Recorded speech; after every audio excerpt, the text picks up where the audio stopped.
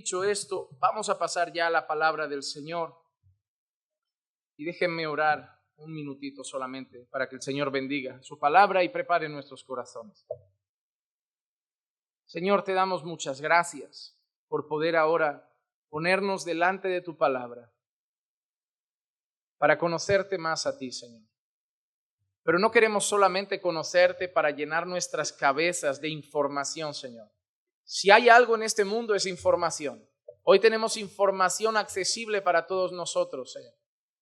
Pero no queremos solo información, queremos palabra viva, palabra que transforma nuestros corazones y nuestras vidas. Así que te pido, Señor, que mientras tu palabra es puesta delante de nosotros, obres por tu Santo Espíritu y trabajes con nosotros para que conocerte más implique honrarte más, adorarte más, servirte más, obedecerte mejor. Así que trata hoy con nosotros. Muéstranos, Señor, cuán poderoso eres en tu palabra. Te lo pido en el nombre de Jesús. Amén. Amén. Como sabrán, y los que son nuevos, nosotros estamos haciendo una serie sobre los atributos de Dios. Nos hemos planteado en lo más profundo de nuestro corazón que antes de seguir conociendo otras cosas de Dios, otras cosas que Dios ha revelado, otras cosas que Dios ha dado a conocer en su palabra, queremos conocer a Dios mismo. A veces pasamos mucho tiempo queriendo saber lo oculto, lo secreto, lo misterioso. Por eso siempre a la gente le gusta Apocalipsis, las profecías del libro de Daniel. ¿Cómo será el fin de los tiempos? ¿Quién será el anticristo? ¿Cómo serán los juicios? ¿Cómo se darán los sellos? Y cada vez que aparece un predicador hablando de esas cosas, multitudes van detrás. Y es peligroso, porque son multitudes que no entienden de esas cosas y cualquiera que explica razonablemente algo ya es creíble. Pero te das cuenta que falta un conocimiento fundamental en muchos creyentes. El conocimiento de Dios. ¿De qué te valdría saber quién es el anticristo si no conoces a Dios? ¿De qué te valdría saber cómo son las últimas cosas si no conoces a Dios? ¿Tú sabes por qué hay iglesias que viven como el mundo y que consienten el mundo en la propia iglesia? Porque no conocen a Dios. Saben algo de Dios. Si alguien te preguntara a ti, ¿quién es Dios? Por ejemplo, si yo te dijese, ¿es tu Dios el mismo Alá de los musulmanes? Tú muchas veces dirás, no, ¿por qué? Dime por qué. Dime la diferencia entre su Dios y tu Dios. ¿O es tu Dios el mismo Dios de los judíos? De los judíos sí, pero de los musulmanes no. ¿Por qué de los judíos sí, de los musulmanes no? No, porque los judíos son el Dios de Abraham. Bueno, pregúntale a los musulmanes quién es su padre.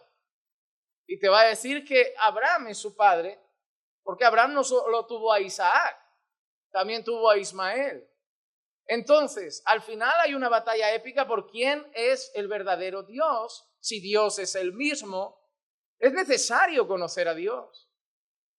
Hoy le preguntas a la mayoría de evangélicos quién es Dios, cómo es Dios, y te van a decir solamente cosas como es bueno, es amor, es misericordioso. Y por eso muchos creyentes viven una vida muy similar al mundo. Porque se han olvidado que Dios sí es amor, sí es bueno, sí es misericordioso, pero es santo, es justo.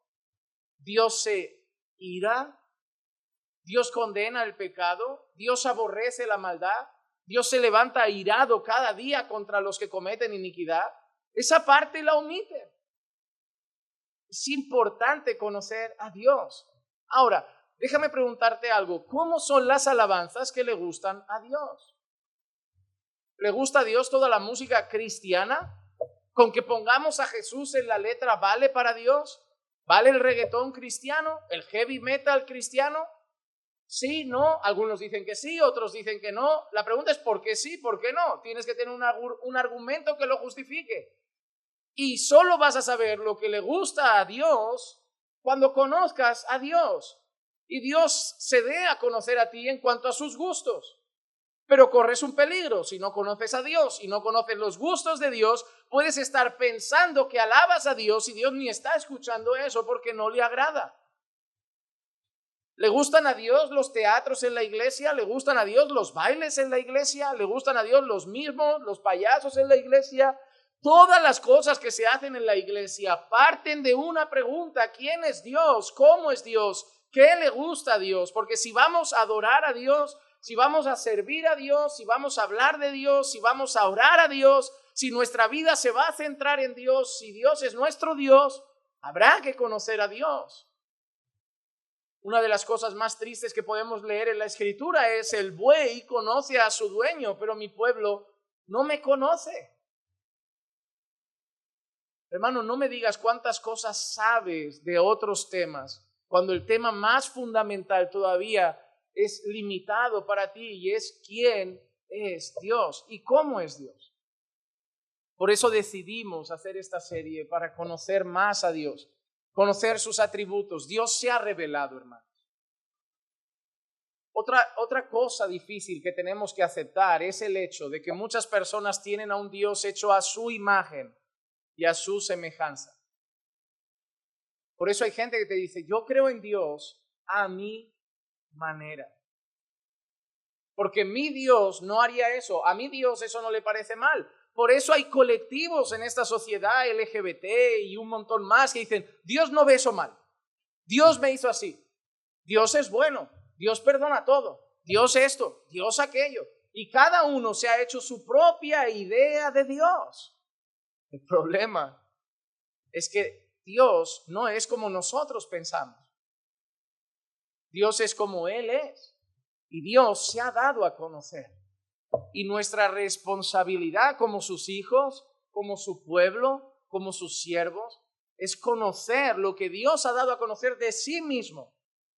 Hermano, tú no puedes tener tu propia percepción de Dios basada en tus pensamientos. Tú tienes que tener la idea de quién es verdaderamente Dios basado en la palabra y en lo que Dios ha revelado de sí mismo. ¿Cuánta gente puede decir de ti: mira, fulanito es interesado, es así, y te lo dicen desde lejos, sin conocerte? Pero la opinión que vale es la de quien realmente nos conoce. Una cosa es lo que la gente piensa de nosotros y otra cosa es lo que realmente somos. Una cosa es lo que muchos piensan de Dios y otra cosa es lo que realmente Dios es. Para conocer a Dios, solo hay que ir a su palabra, porque Dios se ha dado a conocer. Y ha dado a conocer sus atributos. Y es lo que estamos viendo las últimas semanas. Hoy vamos a hablar de uno de ellos otra vez. Y vamos a hablar de su poder. Dios es omnipotente. El poder de Dios no tiene límites. Y hoy quiero que reflexionemos sobre ese poder. Sobre el poder de Dios. En primer lugar, me gustaría ofrecer un par de definiciones sobre lo que es la omnipotencia.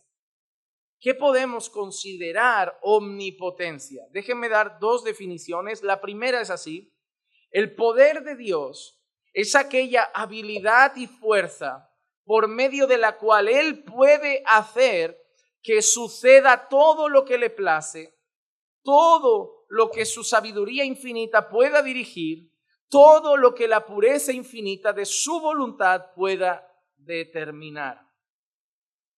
Y la segunda definición que quiero ofrecerles es de A.W. Tozer, que dice: dado que Dios tiene a su disposición todo el poder del universo, el Señor Dios omnipotente puede hacer cualquier cosa tan fácilmente como puede hacer cualquier otra cosa. Todos sus actos se realizan sin esfuerzo. No gasta energía que deba ser repuesta. Su autosuficiencia hace que sea innecesario que mire fuera de sí mismo en busca de una renovación de fuerza.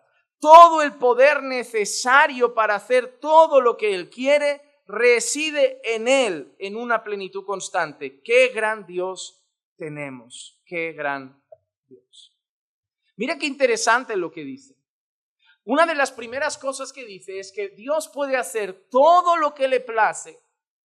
Todo lo que dentro de su infinita sabiduría está contenido, Él lo puede llevar a cabo. y cualquier cosa que su voluntad determine la puede hacer. En pocas palabras, Dios puede hacerlo todo, puede hacer absolutamente todo lo que Dios quiera. Pero en la definición de A.W. Tozer además encontramos algunos detalles curiosos. Dice, lo primero, que todos sus actos se realizan sin esfuerzo. Y eso es asombroso.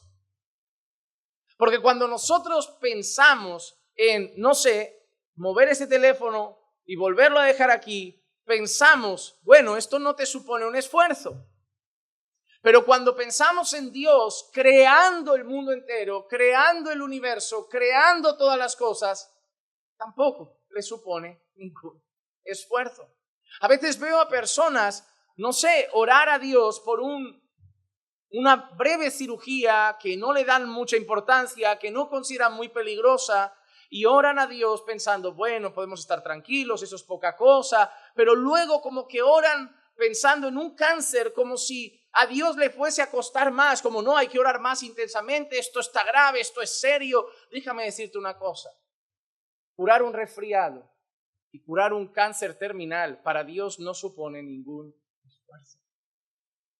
Cuando nosotros pedimos a Dios que cure algo grave como un cáncer, que haga cualquier cosa que para nosotros es ya imposible y que los médicos han desahuciado, o casos que para nosotros parecen ya graves, de pérdida de empleo y que estamos a punto de ir a la calle y necesitamos que una puerta se abra, todas esas cosas que para nosotros parecen tan complicadas, tan difíciles o resultan imposibles, para Dios no cuestan el mínimo esfuerzo.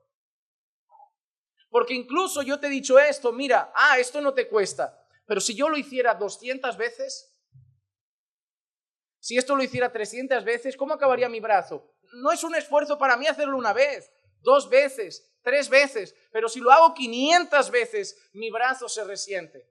Dios creó el universo, sostiene el universo y hace todas las cosas en el universo y no se cansa, porque para el poder de Dios nada supone un esfuerzo. Hermano amado, así es el poder de Dios. Dice, no gasta energía que deba ser repuesta. ¿Te imaginas nosotros? Yo cuando leía esta frase recordaba cuando yo volvía de pasear con los hombres por la montaña en nuestras excursiones. Yo cada vez que llego de pasear con los hermanos en la montaña me digo a mí mismo que no me volverán a engañar, que yo no volveré a ir, que aunque me digan, pastor, ¿cuándo volvemos? Me haré loco, lo dejaré pasar, porque necesito un año para olvidar el dolor de piernas, el sentir que mi corazón, yo he sentido la muerte en esa montaña. He notado el corazón a una velocidad que me ha dicho, encomienda tu alma al Señor. De verdad, yo llego y ¿cómo nos preguntamos? ¿Cómo estás? Agujetas, las piernas. Hermano, nosotros nos fatigamos y necesitamos recuperar energía. Por eso los trabajadores necesitan un tiempo de descanso para el desayuno, un rato para el almuerzo, porque si los pones 8, 10, 14 horas a pico y pala en la obra, van a acabar exhaustos y se van a casa destrozados y se tiran en el sofá y al día siguiente otra vez y luego repon fuerzas. Siempre es así. Mira los tenistas. Entre juego y juego van a la silla, un plátano, una bebida isotónica. Mira los corredores, mira los deportistas de élite, siempre salen un baño con hielo, un tratamiento de masaje, algo para recuperarse. Porque nosotros nos desgastamos, nuestra fuerza se viene abajo y necesitamos recuperar energía. Dios no. Así es el poder de Dios. Puede hacer todas las cosas, absolutamente todas ellas sin el mínimo esfuerzo y no necesita recuperar ningún tipo de energía porque toda la fuerza está en sí mismo. Ese es el poder de Dios sin límites. Y hermano, conocer esto de Dios y conocer que Él es tu Dios ahora te ayuda a enfrentar la vida pensando, oye, esto no le cuesta a Dios. Si Dios me quiere ayudar, no le va a suponer un esfuerzo. Si Dios quiere sacarme de este problema, de esta situación, de este momento que estoy pasando, oye, no le cuesta. Yo solo tengo que confiar que si es su voluntad lo hará y si no tendrá otro propósito. Pero si quiere hacerlo, ni el infierno, ni el mundo, ni el cosmos, nada se lo puede impedir, no le supondrá un esfuerzo. Y nos da confianza tener a un Dios tan poderoso. La confianza del pueblo de Dios a lo largo de la historia ha estado en conocer a su Dios. Grandes ejércitos llegaban y pequeños ejércitos los enfrentaban. ¿Por qué? ¿Cómo vas con un ejército pequeño a conquistar a un ejército grande? Por quien viene conmigo, por el poder de quien viene conmigo, por el poder de Dios. Este jueves, cuando veamos en Génesis, nos vamos a dar cuenta que hay una pelea de reinos que se llevan secuestrado a Lot y Abraham decide ir a secuestrar a Lot, a recuperar a Lot. Pero lo peor es que se va con poco más de 300 hombres contra unos reyes y sus ejércitos. Y eso se ve repetidamente en la Biblia. Mira la historia de Gedeón. ¿Por qué grandes ejércitos sucumben ante pequeños ejércitos? Para que los pequeños ejércitos recuerden quién les dio la victoria y cuán poderoso es su Dios. Es decir, ¿esa victoria es imposible? Sí, y os la he dado para que tengáis claro quién soy yo. Es de mucha confianza conocer cuán poderoso es Dios. Así que meditemos un poco en ese poder y veamos algunas verdades que refleja la Escritura sobre ese poder.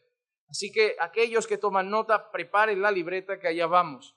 En primer lugar, nada es imposible para Dios, absolutamente nada. Jeremías 32:27 dice: He aquí, yo soy el Señor, el Dios de toda carne. ¿Habrá algo imposible para mí? Es una pregunta que encierra la misma respuesta. Es una pregunta que ya lleva la respuesta en sí misma. ¿Habrá algo imposible para mí? En el versículo 17 de Jeremías 32 leemos: Señor Dios, he aquí, tú hiciste los cielos y la tierra con tu gran poder y con tu brazo extendido. Nada es imposible para ti. Cada vez que el pueblo de Dios pasaba por situaciones difíciles, oraban a Dios y le recordaban algo: Señor, nada es imposible para ti. Mira las cosas que Dios ha pedido a lo largo de la historia a su pueblo. Conquista esta tierra. ¡Wow! Pero hay un montón de enemigos. ¿Recuerdan los espías llegando? ¿Qué tal la tierra que Dios nos ha prometido? Bueno, la tierra pinta bien, pero hay gente allí demasiado grande, hay gente allí demasiado fuerte, hay gente allí demasiado poderosa. Y en medio de esos espías, dos no miraron a la gente grande ni a la gente poderosa. Miraron al Dios poderoso que les había entregado la tierra y dijimos: vamos, porque Dios nos la dio. Cuando David enfrenta a Goliat, todo el ejército de Israel sucumbe al miedo. No, es imposible, el que vaya va a perder, es demasiado grande, nos va a matar como si fuéramos hormigas a las que pisamos. Pero David dice que él va en el nombre del Señor de los ejércitos.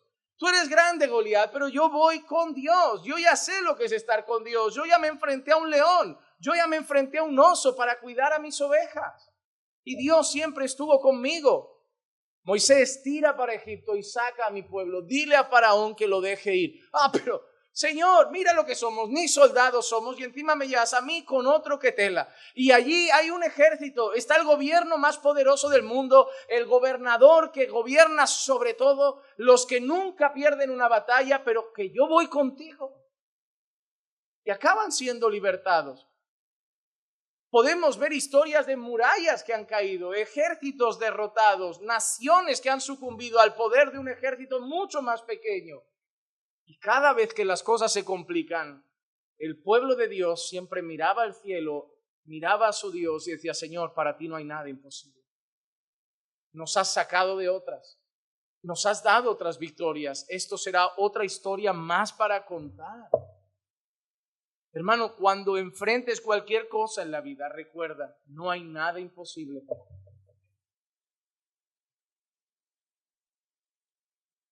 Cuando todo lo pongas sobre tus manos, vas a entrar en desespero, porque para ti sí que hay muchas cosas imposibles. Es más, para ti hay más cosas imposibles que posibles. Pero el día que aprendas a descansar en tu Dios, y en su poder estarás mucho más tranquilo. El afán y la ansiedad solo radican en los corazones que confían en su propio brazo. Porque el afán y la ansiedad es el resultado de un corazón que está acostumbrado a llevar el control de todo y lo ha perdido. Y de golpe el despido no depende de él, lo que pase con su hijo no depende de él, y ahí llega la ansiedad. Porque no puedo controlar la situación, no puedo arreglarla, no depende de mí. Llevad todas vuestras ansiedades a Él, porque Él tiene cuidado de vosotros, dice la palabra de Dios. Es que tú no puedes, pero Él sí, no hay nada imposible para Él. Ojo, no significa que va a hacerlo. Significa que puede hacerlo. Es diferente. La propia palabra de Dios, cuando se refiere a Dios, algunos de sus nombres que aparecen mencionados en la palabra, uno de ellos es el Todopoderoso. Habrán escuchado el término El Shaddai. El Shaddai es un término utilizado en la Escritura refiriéndose a Dios como el que tiene todo el poder. Aparece en varios textos la palabra todopoderoso. Déjenme mencionarles 4, 2 Corintios 6:18, y yo seré para vosotros padre, y vosotros seréis para mí hijos e hijas, dice el Señor todopoderoso. En Apocalipsis 1:8 se presenta así: yo soy el alfa y la omega, dice el Señor, el que es y que era y que ha de venir, el todopoderoso. En Génesis 17:1 también leemos así: cuando Abraham tenía 99 años, el Señor se le apareció y le dijo: yo soy el Dios todopoderoso, anda delante de mí y sé perfecto. Éxodo capítulo 6 versículo 3, y me aparecía a Abraham, a Isaac y a Jacob como Dios todopoderoso, mas por mi nombre, Señor, no me di a conocer a ellos. Así que Dios se presenta como todopoderoso en Génesis. Dios se presenta como todopoderoso en Éxodo. Dios se presenta como todopoderoso en Corintios. Dios se refiere a Cristo. Cristo se presenta como todopoderoso en Apocalipsis. Y eso nos tiene que enseñar algo. Dios es el mismo. Ayer, hoy, siempre. Su poder no ha menguado. Su poder no ha cambiado. El Dios que tiró las murallas de Jericó es nuestro Dios. El Dios que se tragó a un pueblo en el desierto es nuestro Dios. El Dios del diluvio es nuestro Dios. El Dios poderoso que da victorias pero consume naciones es nuestro Dios. El Dios que se tragó a Egipto en el mar es nuestro Dios, pero también el Dios de las plagas. El Dios que sacó a Israel y lo hizo pasar por ese lugar con pie seco. Es nuestro Dios, el todopoderoso. Debes conocer a tu Dios. Debes conocer a tu Dios. Está bien que le llames Padre, está bien que le llames Dios, está bien que le llames Señor, está bien, pero también recuerda que es otras cosas y puedes dirigirte a Él con confianza y decir: Dios Todopoderoso, tengo esta situación, pero tú eres el mismo Dios de aquel entonces y la pongo en tus manos. Yo no tengo poder, pero yo confío en tu poder sin límites. Hermano, Dios tiene tanto poder que es capaz de hacer cosas que nosotros no podríamos ni tan siquiera imaginar. Cosas que de manera natural nunca se nos pasarían por la cabeza, porque digo, no, eso no se me había... ¿Sabes cuando dices, esto no se me había ocurrido? Porque para ti no tiene lógica alguna, no tiene posibilidad alguna. Dios puede hacer esas cosas. Déjame leerte Mateo capítulo 3, versículos 7 al 9. Mateo capítulo 3, versículos 7 al 9 dice: pero cuando vio que muchos de los fariseos y saduceos venían para el bautismo, les dijo: camada de víboras, ¿quién os enseñó a huir de la ira venidera? Por tanto, dad frutos dignos de arrepentimiento y no presumáis que podéis deciros a vosotros mismos: tenemos a Abraham por padre. Porque os digo que Dios puede levantar hijos a Abraham de estas piedras. Estos hombres llegaban ante Jesús y decían: oye, ¿de qué nos vamos a tener que arrepentir? ¿Qué dices tú de nosotros? ¿Cómo se te ocurre hablarnos de esta manera? ¿Tú sabes quién somos? Somos los descendientes de Abraham. Tenemos a Abraham por padre. Jesús los estaba reprendiendo. Jesús les estaba dejando claro que no eran descendientes realmente de Abraham solo porque eran un pueblo circuncidado en la carne o solo porque tenían la Torá, la ley entre sus manos. No. Pero Jesús usa una expresión que a nadie se le habría pasado por la cabeza. Si Dios quiere, puede levantar hijos a Abraham de entre las piedras. Es literal, hermano. No, eso es simbólico. Eso es metafórico. No, eso es literal. Si Dios quiere que de una piedra se levante un creyente, aparece. Dios ha hecho que una burra hable. Dios hace lo que le place. Ha parado el sol en algún momento. Ha hecho descender fuego sobre un punto preciso para respaldar la oración de un profeta ante falsos profetas de Baal.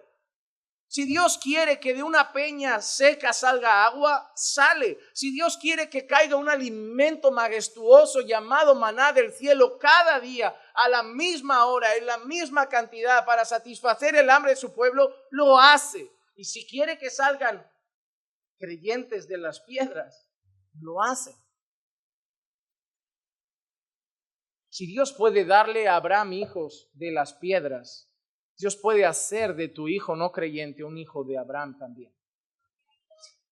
El problema es que están tan desesperados por las cosas que no lucen bien que pasan más tiempo enfadados, tristes y preocupados que orando confiados al Señor.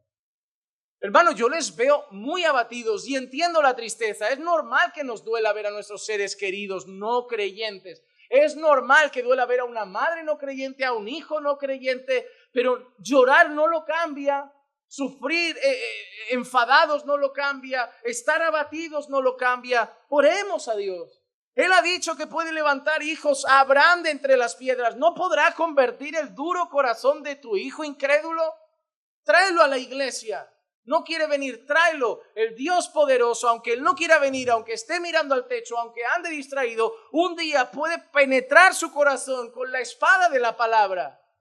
Tú no confíes en el corazón de tu hijo, confía en el poder de Dios. Tu hijo no quiere a Dios, lo demuestra cada vez que viene. Se aburre como una ostra, espera que el estudio acabe, pero síguelo trayendo. Pastor, pero pasa para traerlo de esa manera. En casa no escuchará la palabra. En casa no va a haber un sermón y la fe viene por el oír y el oír de la palabra de Dios. No es porque él escuche con atención, es porque un día Dios cautive su atención, como aquella mujer llamada Lidia que pasaba mientras Pablo hablaba con otras personas, y dice la palabra que Dios abrió el corazón de Lidia para que prestase atención a lo que Pablo estaba diciendo. El día que menos te lo esperes, Dios puede robar la atención de tu hijo, traerlo hacia él, romper su duro corazón y darle fe para creer el evangelio. No estés abatido, vive confiado y pasará al final lo que Dios quiera, pero vive con fe en el poder de Dios.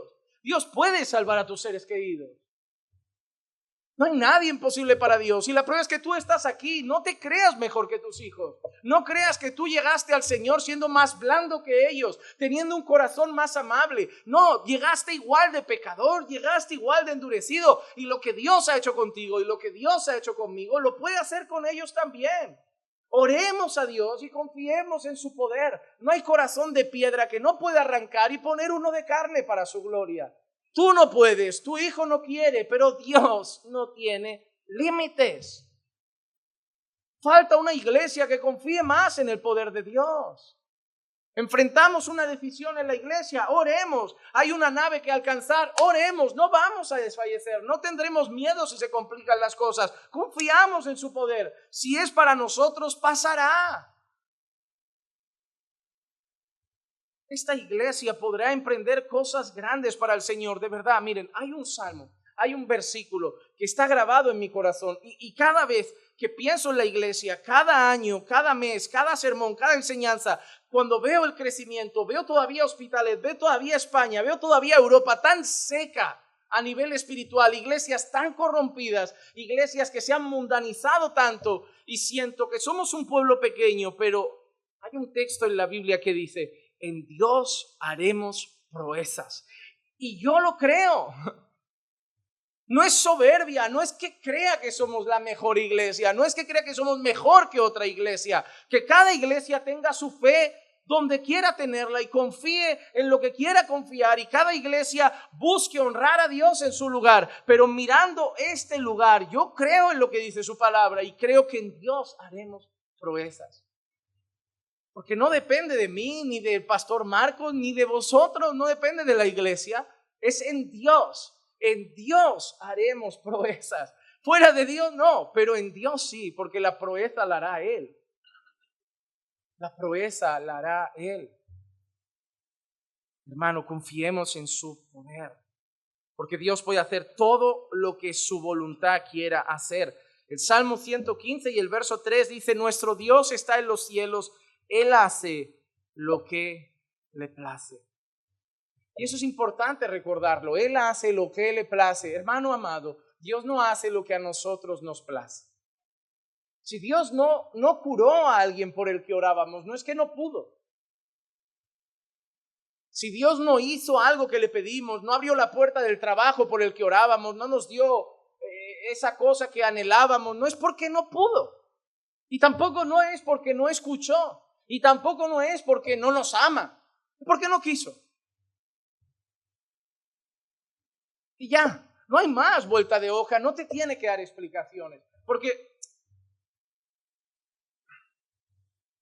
cuando tú no entiendes algo, pero la persona que decide tiene tu plena confianza de que no se equivoca. Por ejemplo, imagínate que tú piensas, no, si nuestros pastores son hombres de Dios, si toman esa decisión, confiamos que es correcta. Tú puedes ser que no entiendas algo, pero confías en su sabiduría. Confías en que Dios los dirige, confías en que buscan en la palabra de Dios para ser prudentes, pero nos podemos equivocar. Pero Dios no, hermano. Tú puedes hasta confiar en los pastores y aún así saber que no puedes confiar a ciegas porque también son humanos. Pero si Dios dice, no voy a hacerlo, no lo hago, confía. Él no se equivoca. No tienes que intentar que te lo explique. Me gustaría entender por qué Dios no lo hizo. Me gustaría entender por qué Dios decide. No, hermano, cuando entiendes que su voluntad es buena, agradable y perfecta, no quieres explicaciones. Señor, no lo entiendo, pero tu voluntad es buena, agradable y perfecta. Así que pasó lo que tenía que pasar y es lo mejor que pudo pasar, aunque a mí no me siente bien, aunque a mí no me parezca lo mejor, pero es lo mejor. Pastor, pero incluso cuando alguien ha muerto. Sí, hermano, incluso cuando alguien ha muerto. Dios sabe por qué hace las cosas y Dios no se equivoca. Y Él puede hacer todo. Él puede hacer todo, pero Él hace lo que le place. Eso significa que nadie puede impedir su voluntad, porque su poder es ilimitado. Y cuando su poder se manifiesta y obra, nadie puede poner freno a la voluntad de Dios. Por eso cuando hay personas que me dicen, bueno, yo conozco una persona que no quiere a Dios, entonces, ¿cómo Dios lo salvará si esa persona no lo quiere? Digo, mira, yo creo que si nos haces una encuesta, yo te puedo decir 400 personas que no querían a Dios. Y no cambiamos de gusto de la noche a la mañana. ¿Sabes qué significa? Que si a Dios le place que alguien le quiera, le va a querer. Mira qué interesante. Imagínate que yo en el pasado me enamoré de Clicia. Me enamoré de verdad, Pero mis expectativas estaban en que ella se enamore de mí, en que un día fuera recíproco. Gracias a Dios, mañana llevamos 14 años de reciprocidad. Pero hay una cosa, si Dios se tiene que quedar esperando a que tú un día cambies de opinión y le quieras, tú no estás aquí hoy. Hermano, tú no te levantaste una mañana bostezando un domingo, ¡ay, qué resaca! Al final me va a interesar esto de querer a Dios. No fue así. Dios tiene que amarte primero para que tú lo ames. ¿No lo dice la palabra? Vosotros no me escogisteis a mí, yo os escogí a vosotros. Frena pensando que no, mi mejor decisión fue por Dios.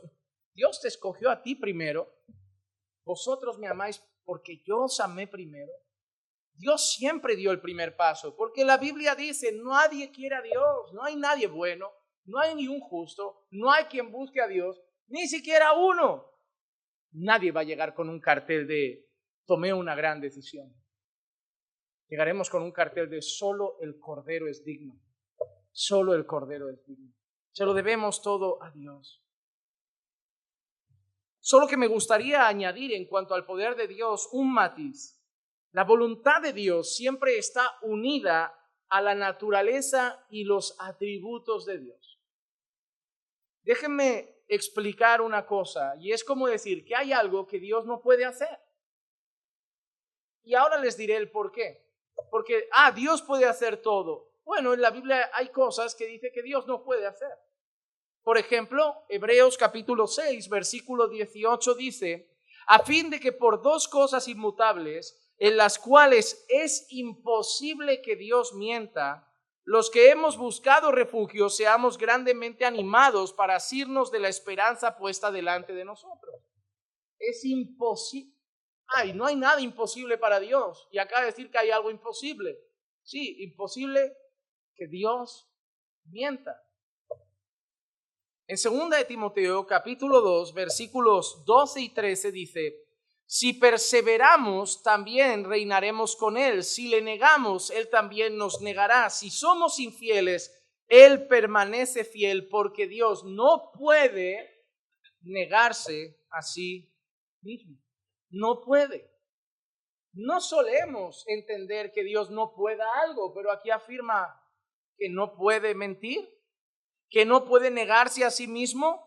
En Santiago 1:17 encontramos algo parecido.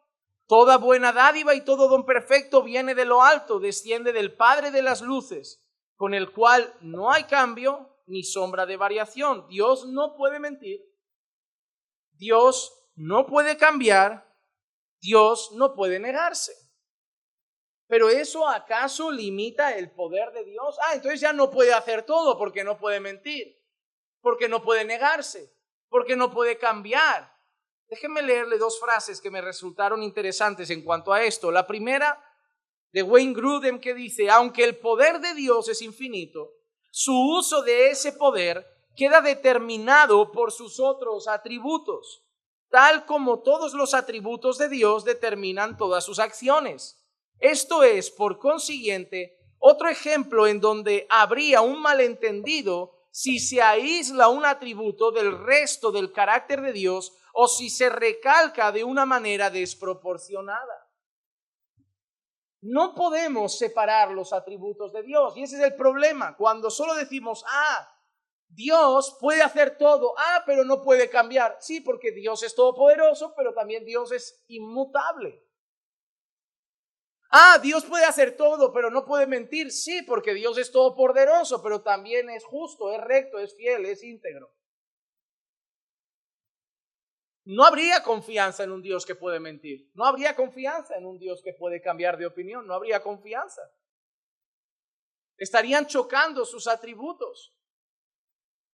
El poder de Dios está vinculado al amor de Dios, a la santidad de Dios, a la pureza de Dios, a la inmutabilidad de Dios. No podemos aislarlo. Por eso siempre los ateos quieren jugar a ser listos y suelen decir, Dios es todopoderoso. Entonces Dios podría hacer una piedra tan grande que Dios no pudiera sostener.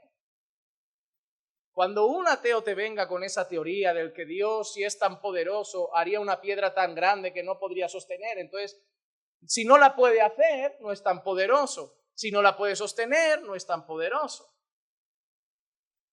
Pues tú pregúntale al ateo, coge un folio y un bolígrafo, dibújame una redonda cuadrada y déjalo ahí hasta mañana. Porque es imposible intentar atentar contra Dios usando incoherencias. Y es sumamente incoherente intentar poner a Dios contra su propia naturaleza. Yo sí, a mí pídeme que haga algo y luego cambio de opinión. A mí pídeme que no mienta y yo sí que tengo problemas para no mentir nunca más en mi vida. Porque yo me esfuerzo por decir la verdad. Yo me esfuerzo por amar. Yo me esfuerzo por perdonar. Dios es misericordioso. Dios es amor. Dios es íntegro. Dios es recto. Dios es puro. Dios no se puede negar. No puede negar sus atributos para satisfacernos en nuestras contradicciones mentales. No podemos decir que Dios podría hacer una piedra que no pudiera sostener. No tiene lógica la propia pregunta. No tiene sentido alguno. Hay una frase de Anselmo de Canterbury que me pareció fascinante. La capacidad de defraudar, engañar o contradecirse no es ningún poder, sino una especie de debilidad. Dado que Dios no tiene debilidades, el hecho de que no pueda generar contradicciones ni cambiar lo que es, no degrada su omnipotencia, sino que la manifiesta. Si Dios pudiera cambiar, si Dios pudiera hacer algo que contradiga su propia naturaleza, ya no sería tan poderoso. Sería un fraude para nosotros, sería alguien débil, alguien imperfecto. Pero el hecho de que Dios no pueda atentar contra ninguno de sus atributos nunca y que todos sus atributos estén juntos y unidos sin que uno contradiga al otro, lo único que lo hace es más poderoso, más perfecto, más admirable para nosotros. Dios puede hacer todas las cosas dentro de su naturaleza. Un perro puede ladrar, puede mover la cola, puede correr, puede comer, puede beber. Un perro puede volar. Un perro puede maullar. Un perro puede hacer muchas cosas sujeto a su naturaleza. Dios puede hacer todas las cosas que no entren en contradicción con su naturaleza. Dios no va a contradecir ninguno de sus atributos. Así que si Dios es tan poderoso, hay una cosa que sabemos. Si Dios tiene un plan, lo lleva a cabo. ¿Saben por qué Jesús volverá por segunda vez? Porque Dios lo ha planificado. ¿Saben por qué la gente que Dios quiere salvar, la salvará? Porque Dios lo ha planificado. ¿Sabes por qué el propósito de Dios para tu vida se cumplirá? Porque Dios lo ha planificado. Y todo lo que Dios planifica lo lleva a cabo. Nadie puede impedir sus planes. Job capítulo 42, versículos 1 y 2 dice: entonces Job respondió al Señor y dijo: yo sé que tú puedes hacer todas las cosas y que ningún propósito tuyo puede ser estorbado. En el Salmo 33:6 encontramos lo siguiente: con una sola palabra creó todo lo que los hombres no pueden calcular. Por la palabra del Señor fueron hechas los cielos y todo su ejército por el aliento de su boca. Si Dios planifica algo, lo lleva a cabo. Nadie, ningún ejército lo puede impedir. Faraón no pudo impedir la salida de los hebreos. Nabucodonosor no pudo impedir acabar como un animal y rendido al Señor. Los leones no pudieron comerse a Daniel en el foso porque Dios no quiso. Ni siquiera el fuego del horno ardiente consumió un solo pelo de Sadrach, Mesach y Abednego porque Dios no quiso. Te pueden meter en una fosa, te pueden meter en el horno más encendido, en la prisión más oscura, que si Dios quiere abrir las cadenas, las abre. Si Dios tiene un propósito para ti, Dios lo cumplirá. Se levante quien se levante. Por eso no me importa las leyes que se levanten contra la iglesia en España, las leyes que se levanten contra el evangelio en España, las leyes que se levanten contra el cristianismo en España. Si Dios tiene el propósito de que su iglesia siga tirando las puertas del Hades al suelo, la iglesia lo hará. El mundo se está poniendo difícil, pero no imposible. Difícil no es imposible. Que nos va a requerir más esfuerzo, seguro. Que habrá momentos difíciles, seguro. Que habrá situaciones desagradables, claro que sí. Incluso quizá soltaremos algunas lágrimas. Pero las puertas del Hades no prevalecerán contra la iglesia. Y eso no depende de la iglesia, depende del poder de Dios y que Dios tiene un propósito para su iglesia. Y el propósito es que el evangelio recorra el mundo entero. Dios todavía tiene gente que salvar. La iglesia seguirá cumpliendo su propósito por el poder de Dios. Por eso confiamos en la misión. ¿Por qué confiamos en la gran comisión? ¿Por la iglesia? ¿Por nosotros? ¿Por los dones? No, porque Jesús dijo: y yo estaré con vosotros todos los días. Cuando el grupo de evangelismo sale a las calles, esa debe ser su confianza, que Jesús sale con ellos. Si ellos confían en su elocuencia, tienen un serio problema. Si ellos confían en las decisiones de los hombres, tienen un serio problema. Si ellos confían en su capacidad de hablar, de convencer, de dialogar o de debatir, tienen un serio problema. La confianza a la hora de evangelizar es una sola frase: yo estaré con vosotros todos los días. Y el que dijo eso también dijo: toda potestad me es dada en el cielo y en la tierra. Así que confía, no en tu capacidad, en el poder del buen pastor que va contigo a buscar a sus ovejas. Así que Dios puede hacer todo lo que quiera, siempre que quiera. Porque a veces puede hacer las cosas, pero no quiere hacerlas. En Daniel capítulo 3, versículos 15 al 18, recordamos la historia de estos 3 hombres.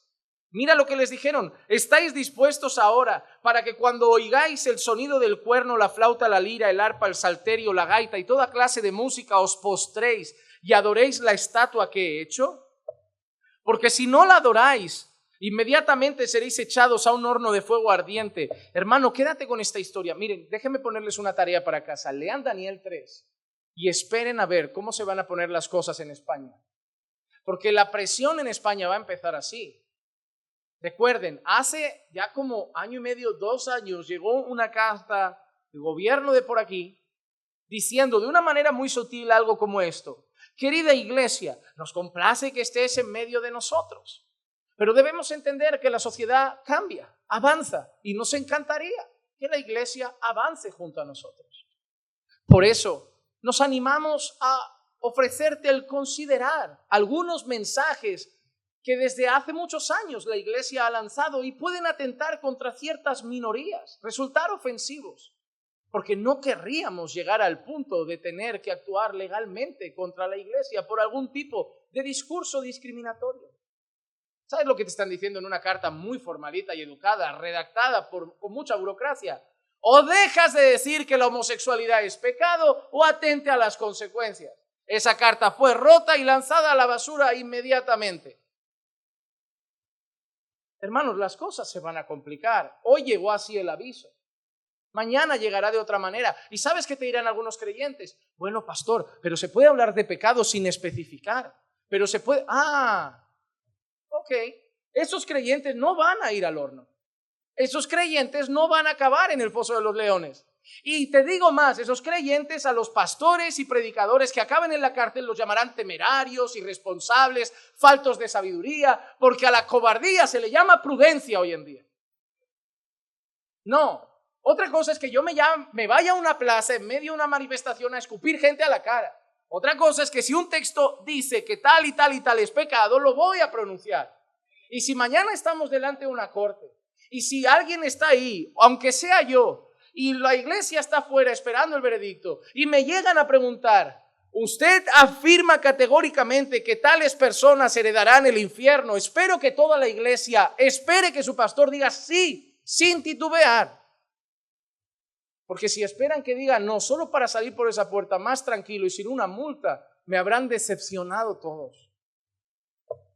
Prefiero ser un pastor con una iglesia que ora por él mientras está en prisión, que un pastor con una iglesia que prefiere que dejemos de hablar de pecado para estar todos bien y tranquilos en este mundo. Jesús prometió que nos iban a aborrecer, pero solo aborrecerán a los fieles. Los otros serán camaleones en este mundo. Habrá iglesias que caerán bien a todos. Y todo el mundo las usará de ejemplo. Mira qué simpáticos, atraen al mundo. No, hermanos. Pablo dijo: todo el que quiera vivir piadosamente en esta vida sufrirá. No, tú no vas a favor de la corriente, tú vas contra corriente y te va a doler. Pero Dios es fiel. Mira lo que les pregunta. Porque si no lo adoráis inmediatamente, seréis echados en un horno de fuego ardiente. ¿Y qué Dios será el que os libre de mis manos? Mira qué pregunta tan soberbia. ¿Qué Dios será el que os libre de mis manos? Sadrac, Mesac y Abednego respondieron y dijeron al rey Nabucodonosor. Espectacular esta respuesta. No necesitamos darte una respuesta acerca de este asunto. Ciertamente nuestro Dios a quien servimos puede librarnos del horno del fuego ardiente y de tu mano, oh rey, nos librará. Pero si no lo hace, has de saber, oh rey, que no serviremos a tus dioses. ni adoraremos la estatua de oro que has hecho, que has levantado. Mira lo que les dice. Primera cosa, rey, Él puede, pero quizá no quiere. Pero nuestra fidelidad a Dios no es porque nos venga a hacer el favor. ¿Sabes qué, rey? Vamos a ser fieles a Dios y vamos a ir al horno. Puede librarnos, pero aunque no lo haga, ahí terminamos nuestros días. No traicionaremos a Dios, aunque nos deje hoy morir. Eso es lo que hace un siervo de Dios. No sé si me sacará de la cárcel, no sé si me sacará de prisión, sé que puede romper las cadenas, sé que puede curar el cáncer, sé que puede sanar mi enfermedad, pero no sé si lo hará. Pero mi fidelidad a Dios no depende de que Él haga lo que yo quiero que haga ahora. Yo sé que puede, pero sé que hará su voluntad. Y yo me someteré fielmente a ella. Hermano amado, lo difícil no es ser fiel a Dios, lo difícil es ser fiel a Dios cuando lo que Dios está haciendo no es lo que a ti te gusta. Ser fiel a Dios al principio del matrimonio cuando estáis acaramelados, está fácil. Ser fiel a Dios cuando llevas 30 años casado y se están complicando las cosas, ahí es difícil. Todo el mundo dice ser fiel cuando todo va bien. La fidelidad se demuestra cuando lo que Dios está haciendo no es tu voluntad, sino la suya. Ahí vas a demostrar quién es realmente tu Dios, si era Él o si eras tú. Hermanos amados, el poder de Dios no tiene límites, solamente está sujetado a su voluntad. Es más, nosotros tenemos un firme enemigo llamado Satanás. El reino de las tinieblas es poderoso y debemos entender que el poder de Dios es mucho mayor que su poder. Imagínate, ¿qué podríamos temer nosotros? Bueno, quizá las tinieblas, Satanás, los demonios, y Dios nos demuestra en su palabra que ni siquiera ellos son obstáculo para su poder. ¿Cómo vamos a temer? En Job capítulo 1, versículos 9 al 12 dice: respondió Satanás al Señor: ¿acaso teme Job a Dios de balde? ¿No has hecho tú una valla alrededor de él, de su casa y de todo lo que tiene por todos lados? Has bendecido el trabajo de sus manos y sus posesiones han aumentado en la tierra. Pero extiende ahora tu mano y toca todo lo que tiene, verás si no te maldice en tu misma cara. Entonces el Señor dijo a Satanás: he aquí, todo lo que tiene está en tu poder, pero no extiendas tu mano sobre él. Y Satanás salió de la presencia del Señor. ¿Qué tocó Satanás después de eso? Las cosas de Job.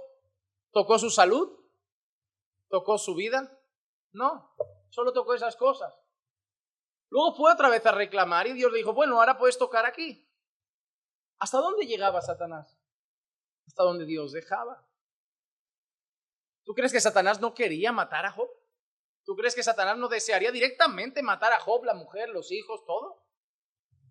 Pero Satanás no podía, porque hay alguien que manda más que Satanás, hay alguien más poderoso que Satanás. Si tú alguna vez estás pasando en algún momento de tu vida: pastor, siento presión, siento esto, siento aquello, no va a pasar nada que Dios no quiera. No tienes que temer. Que no te asuste. ¿Cómo decirlo? Que no te asuste percibir un poco de opresión. Que no te asuste percibir que las tinieblas, por lo que sea, están enfurecidas contigo. Te odian, debes saberlo. Te odian que seas salvo, odian que tengas una relación con Dios, odian que lo puedas llamar Padre. Pero cuando percibas ciertas cosas, no tengas temor. Dos cosas. Número uno, aquel que es de Dios, el maligno no lo toca. Lo dice la Escritura, no lo digo yo. Y número dos, no va a pasar nada que Dios no quiera. Pero tocaron esto, pero tocaron aquello. Pues Dios le dejó, ¿no? Como le dejó con Job. Porque también debes entender algo. Si Dios dejó que tocara la economía de Job, la salud de Job, también puede dejar que zarandee algo de tu casa. Pero va a zarandear hasta donde Dios permita. No puede hacer más. Él no puede hacer con los hijos de Dios a su antojo. Él solo puede hacer lo que Dios le permita hacer. Hermano, hasta Satanás está limitado al poder de Dios. Satanás tiene mucho poder, pero no es todopoderoso. Solo Dios es todopoderoso. Por eso los demonios temen a Dios. Santiago 2:19 lo dice: ¿tú crees que Dios es uno? Haces bien. También los demonios creen y tiemblan. Hermano amado, la vida va a presentar delante de ti situaciones tremendamente complicadas. Y yo deseo que conocer el poder de Dios te haga enfrentarlas de manera diferente. No es que vaya a ser fácil, pero pásalas con fe en su poder.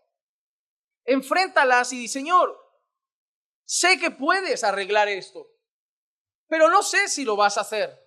Pero aunque no lo hagas, seguiré siendo fiel, seguiré amándote y seguiré adorándote. Pero te ruego que si es tu voluntad, lo cambies, porque yo confío en que tú eres el Todopoderoso y no hay nada imposible para ti.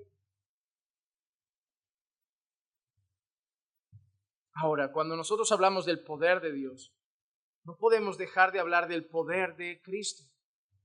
Porque es el poder de Cristo, otra de las cosas y otro de sus atributos que nos muestran que Jesús es Dios. En Hebreos capítulo 1, versículo 3 empieza diciendo, Él es el resplandor de su gloria y la expresión exacta de su naturaleza y sostiene todas las cosas por la palabra de su poder. En Juan 1:3 también dice eso, todas las cosas fueron hechas por medio de Él y sin Él nada de lo que ha sido hecho fue hecho. Hermano, Jesús es todopoderoso. Tu Salvador es todopoderoso. Tu Redentor es todopoderoso. Tan poderoso que ni siquiera los vientos pueden pasar por encima de Él. En Mateo 8:27, y los hombres se maravillaban diciendo, ¿quién es este que aun los vientos y el mar le obedecen? ¿Cómo no podrá controlar tu vida? ¿Cómo no podrá tener el timón del barco de tu vida si hasta el viento y el mar le obedecen? Ahora, quédate asombrado con algo. Cuando piensas en la cruz, Jesús nunca se desprendió de su poder. Él controlaba mares y tormentas. ¿Por qué se queda en aquella cruz siendo todopoderoso? ¿Podía Jesús bajar de la cruz? ¿Podía Jesús hacer así con los dedos y todo el mundo morir? ¿Por qué se deja ahí clavado? ¿Por qué se deja colgar? ¿Por qué se deja golpear? ¿Por qué se deja dar con el látigo? ¿Por qué se deja clavar en el madero? ¿Por qué se deja matar? Jesús es todopoderoso, pero su amor por ti lo llevó a renunciar, a manifestar su poder en ese momento, haciendo cosas que para nosotros serían más lógicas, como sobrevivir, porque tenía que morir.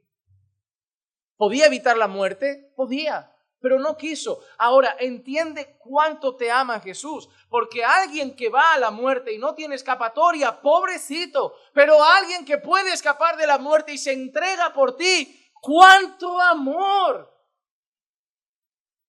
Porque si a mí ahora me llevan preso y me secuestra un grupo, yo qué sé, y dicen, no, lo vamos a matar por su fe. Ah, nada, hermanos, pobrecito, ¿qué va a hacer Juan Manuel? Está así, con el cuchillo en el cuello y su poder es menos que limitado.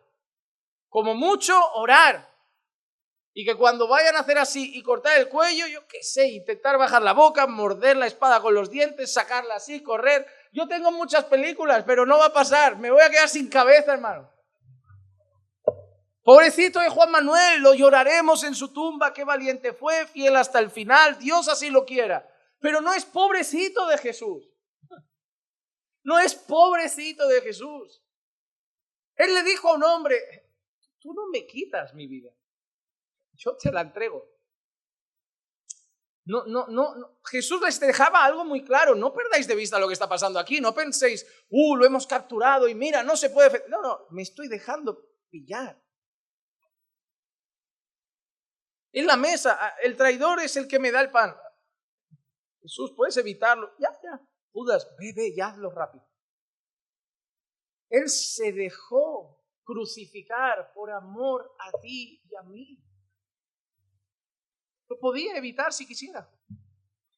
Pero su amor a nosotros y amor al Padre y obediencia a la voluntad del Padre lo llevó a morir en aquella cruz. Por eso yo quiero orar lo que Pablo oró un día. Y es que el poder de Dios quede afirmado en vuestros corazones. En Efesios 1, 18 y 19 dice: mi oración es que los ojos de vuestro corazón sean iluminados para que sepáis cuál es la esperanza de su llamamiento, las riquezas de la gloria de su herencia en los santos y cuál es la extraordinaria grandeza de su poder para con nosotros los que creemos conforme a la eficacia de la fuerza de su poder. Pablo oró para que el poder de Dios quedase grabado en el corazón de los creyentes, porque Pablo sabía todo lo que iban a enfrentar y Pablo quería algo: cuando tengan que enfrentar todo lo que yo he tenido que enfrentar, quiero que confíen y entiendan en el poder que tiene su Dios y lo enfrentarán diferente. Y es entonces cuando estás en Dios, confiando en Dios y conoces a Dios, que entiendes que tú no tienes fuerza, pero tu poder está en Él. La fuerza del creyente está en Dios. Habacuc 3:19 dice: el Señor es mi fortaleza. Él ha hecho mis pies como los de las ciervas y por las alturas me hace caminar. Él es mi fortaleza. Yo no soy fuerte. Él es mi fortaleza. Él es mi fortaleza. Tú estás aquí hoy, hermano, y seguramente has pasado por cosas ya complicadas porque Él es tu fortaleza, no porque tú tienes fuerza. En tu vida han pasado cosas que ya te podrían haber hundido. Podías haber tirado la toalla hace mucho tiempo, ni siquiera estar ya en los caminos del Señor, pero Él es tu fortaleza. Nunca confíes en tu propio brazo, pero confía que el brazo de Dios nunca ha dejado de estar extendido hacia ti. Y su brazo es todopoderoso. Por eso confía en el poder de tu Padre Celestial. Mateo 26:53. ¿O piensas que no puedo rogar a mi Padre y Él pondría a mi disposición ahora mismo más de 12 legiones de ángeles? Esa es nuestra confianza. Yo podría pedir, mira lo que dice, podría pedir y Dios podría a mi disposición legiones de ángeles. Dios puede hacerlo todo. Y así debemos vivir nosotros. Así debemos vivir nosotros. Pero una de las cosas, y termino con esto, que debemos hacer, no es solo vivir confiando en el poder de Dios, es predicar confiando en el poder de Dios. Hermano, cada martes, por la gracia de Dios, jueves y domingos, traen gente de las calles aquí. El grupo de evangelismo trae gente, ustedes traen a sus hijos, muchos traen amigos. Y yo podría estar aquí temblando y pensando: no va a servir de nada el mensaje. No. Yo confío en el poder de Dios. Y confío en el poder del Evangelio. Romanos 1:16 dice: no me avergüenzo del Evangelio porque es poder de Dios para la salvación de todo el que cree, del judío primeramente y también del griego. Del judío primeramente y también del griego. Por eso debemos predicar a Cristo. En la iglesia no podemos dejar de mostrar a Cristo en un solo instante. Primera de Corintios 1, 23 y 24 dice: pero nosotros predicamos a Cristo crucificado, piedra de tropiezo para los judíos y necedad para los gentiles, mas para los llamados, tanto judíos como griegos, Cristo es poder de Dios y sabiduría de Dios. Prediquemos a Cristo, prediquemos el Evangelio, porque hay poder de Dios en ese mensaje. Poder para salvar, poder para rescatar al perdido, poder para transformar corazones. Pero yo quiero también que se vayan con un último pasaje que espero que les infunda aliento. La vida del cristiano tiene momentos duros y es posible que alguna vez te hayas sentido tan débil en el camino que cuesta pensar que vas a llegar a la meta. Realmente, mírate en el espejo, todavía te sientes tan lejos de la santidad que te gustaría tener, tan lejos de parecerte todavía a Jesús, tan lejos de tantas cosas que dices: Señor, ¿llegaré bien a la meta? ¿Llegaré? ¿Sabes por qué sé que llegarás a la meta? ¿Sabes por qué sé que yo llegaré a la meta? ¿Sabes por qué sé que cantarás alabanzas a Dios por toda la eternidad? No por ti, por su poder. Si dependiera de nosotros, no llegamos. Pero confío que llegaremos por Él. En Judas 1:24 dice: y aquel que es poderoso para guardaros sin caída y para presentaros sin mancha en presencia de su gloria con gran alegría. Él es poderoso para presentarte delante de Él. Él es poderoso. Él prometió que un día estarías delante de Él y Él lo va a cumplir. Llegarás a su presencia, terminarás la carrera, podrás decir como Pablo: he peleado la batalla, he terminado la carrera, he guardado la fe. Ahora me espera la corona inmarcesible de gloria, pero no te darás palmaditas en el pecho. La he terminado por Él, he peleado por Él y he llegado a la meta por Él. He sido sostenido por Él. De las caídas me levantó Él. Él me ayudó a cambiar. Él me santificó. Él es el poderoso. Él es el Shaddai. Él es nuestro Dios. Sal hoy de aquí confiando más en Él. Vamos a orar. Señor, te damos muchísimas gracias por revelarte a nosotros en tu palabra, por darnos a conocer ahora más y más tu poder y estar convencidos de cuán poderoso eres. Que eso nos ayude, Señor, a descansar y confiar que todas las cosas que tú quieres para nuestra vida serán hechas. Y que cuando enfrentemos situaciones difíciles podamos descansar sabiendo que si es tu voluntad, Señor, cambiarán. Y si no, te seguiremos adorando igual. Pero confiamos, Señor, que tú eres nuestro Dios, el Shaddai, el Todopoderoso, el que no tiene nada imposible, el que puede hacer todas las cosas. Y caminaremos seguros, porque el Todopoderoso va delante de nosotros. Y confiamos que en ti haremos proezas. Te pedimos todo esto en el nombre de Jesús. Amén. Amén.